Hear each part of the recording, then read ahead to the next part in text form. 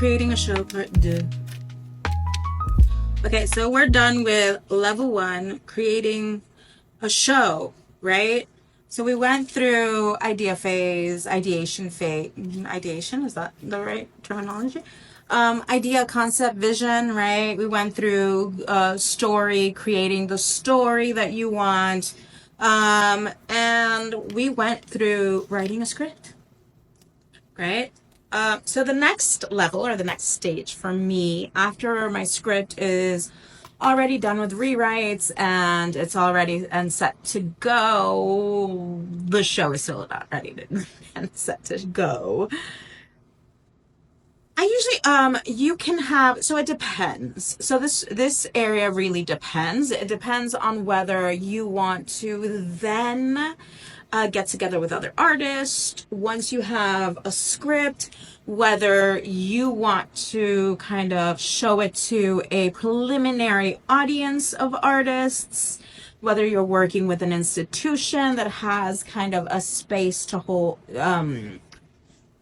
a place to hold space for your writing so that you can get ideas.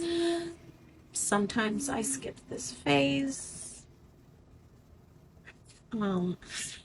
Most people will not suggest it, but F it. I do what I want. Okay, producer mode. So the first question you're going to ask yourself for me is, the first question you're going to ask yourself is funding, but after that, you're going to ask yourself whether you want to go union or non-union. That really depends. I've done both.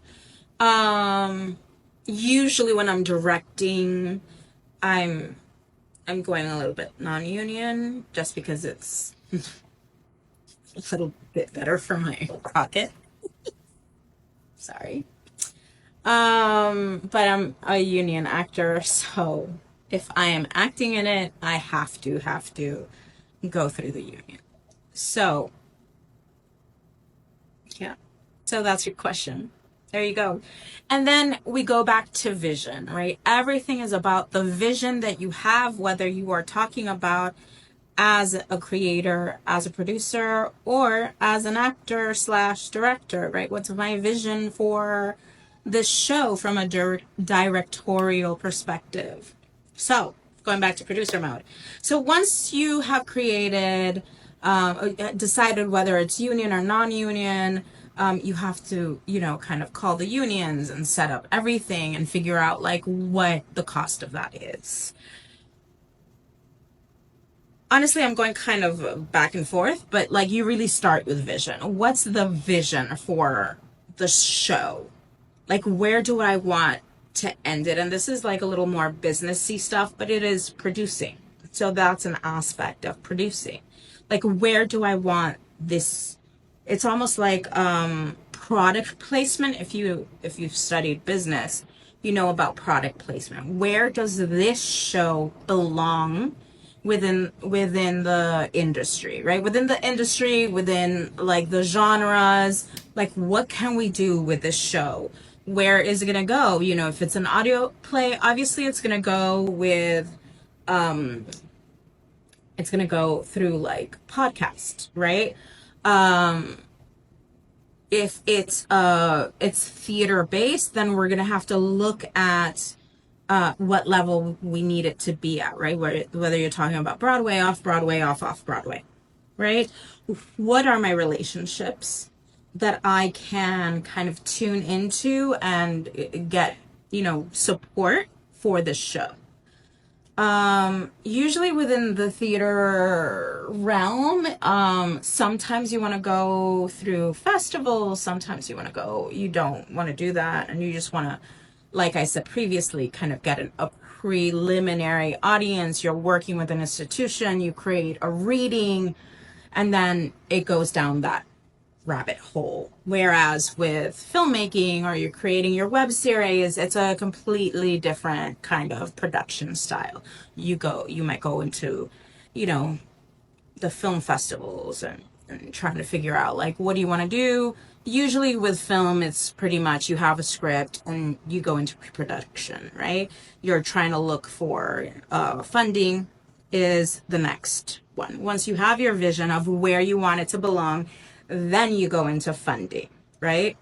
So with funding, it's tied to budget. You need to create a budget for how much you think you can get, and then how much you actually get. So you can do a series of things. So you can you can either go through grants, you could do crowdfunding, or investors, right? Which is what Hollywood does, right? They go through investors, they look at the film market, and they attract investors. For most people starting out, you're going to do either crowdfunding or you're going to go with grants. I personally prefer grants, but that's my personal thing. So you're going to look for funding, right? And so you're going to create a budget. As an artist, once suggested to me, they're like, always pad your budget. You know, just pad it just in case, right? Because you might be applying for different grants, but you might not necessarily get the grants that you want. And so you're always trying to like pad it a little bit. You can also, funding can also be in terms of like getting things, like getting a camera, getting people to lend you things. So that's also part of funding. Like it's called something, I can't remember. I think in-kind donations is what it's called. So those are considered donations. So let's say another filmmaker has an extra camera and he just gives it to you. That also goes into your budget. And so you have to figure out like, how much does this camera cost in the market? And that goes into your budget when you're applying to grants. Not necessarily when you're doing crowdfunding. It's nice to have it, I think, for crowdfunding. But really for crowdfunding, you just set up a, Indiegogo and you're pretty much set. Production schedule. Then, and this is like an aspect of grants, they are going to ask you what your production schedule is. So for grants specifically, they are granting for a period of time, right? So sometimes I know that the Women's Fund grant, which is open right now, go file it, go apply. I know that they ask for a production schedule because your show has to, your show has to be finished, or your project has to be finished by a certain amount of time if it's a finishing grant, right? And so you have to afford them a production schedule. Even if things shift and change, because it's inevitably part of creating, that some things like don't fall into place until a little bit later. And so this is a preliminary production schedule. I would not advise you to be tied to it unless we're talking about when you're going into production. So your actors, your cinematographers, even your writers really need that production schedule, especially if you have writers on set. They really, like you can't, the same goes for theater. Like you can't be like, oh guys, we can't make it today, Hello, beautiful people. Okay, part 2, producer mode. Part 2 of stage 2. So we spoke about production schedules, union versus non-union, your vision as producer, funding. Quick note: you're gonna need a synopsis of your play, of your script. If you're asking for grants, just FYI.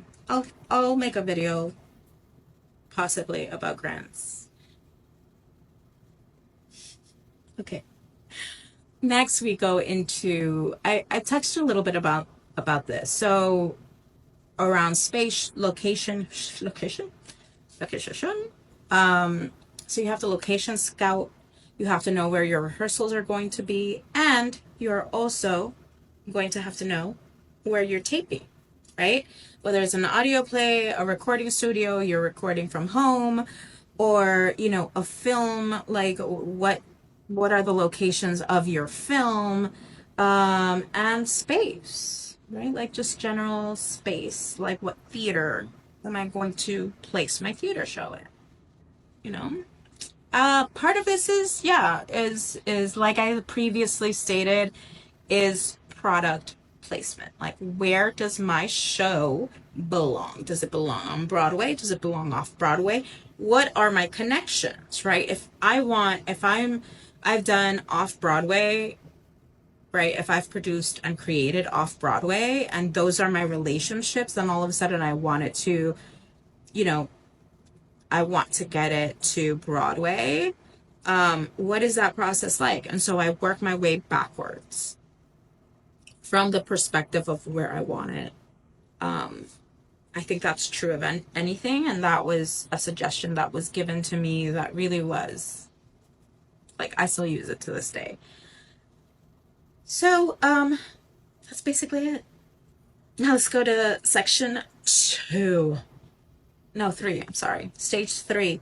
So this is like where your particular discipline starts, right? Obviously, if you're like just a writer, you're gonna stop at your script is done, and now you're gonna look for producers and directors and actors, right? Or just a producer and you hand off your work, right? No shame in any mode. Really, it's up to you. It's a color coded, whatever you want. Okay, so actor mode, director mode. At this point, if you're an actor creator, you definitely need to find a director, and that's part of your producer mode, right? Like you're like looking for people to fill out all these different things. You go into casting. I skipped that part.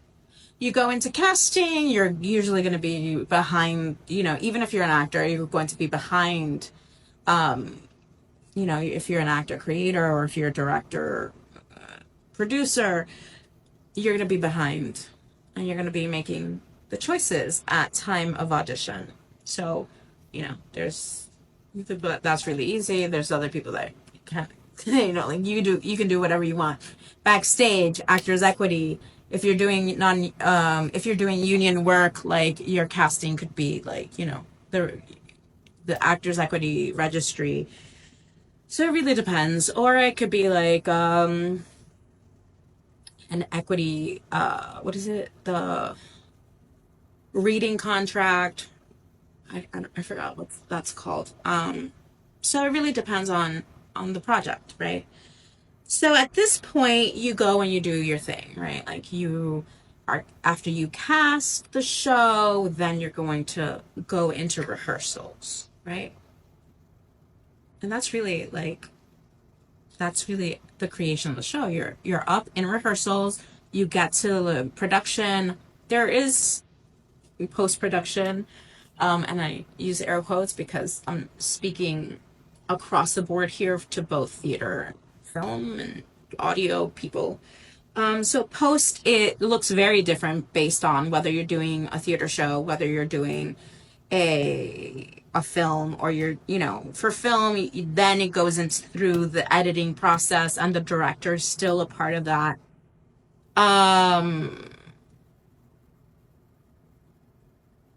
I've never seen actor creators be a part of the editing process, but I wouldn't say that, you know, that doesn't happen. Even if I'm an actor, I'm still a part of the editing process, but I kind of know like the structure of the story I want to tell. And there's really 2 levels. Like the first level is like, okay, what is the script? And then what's the movie that gets edited? And I don't want to ever hand that over to somebody else because ultimately I know the vision for my show. But I think it also depends, you know, like if you're working with Scorsese, for instance, like, not that he would ever, you know, I'm just saying. Okay, finally. Okay, I still have a couple minutes. So yeah, and for theater making, it really is kind of grunt work. For theater, it's like the breakdown of the show, it's sending out the thank yous, it's collecting, a smart thing would be if you're in theater, creating that list, that mailing list. When they buy the tickets, you're like, what's your email? Um, so that they are then a part of your audience base, right? Because we are creating our audience base. And I'm not great at this because sometimes I forget. But then I'm like, oh my God, we have to send, we gotta get the emails. Um, and if you're in director mode, obviously that's a different process. You have to break, you going back to, sorry, rehearsals, you have to break down the script and blah, blah, blah. Um, yeah.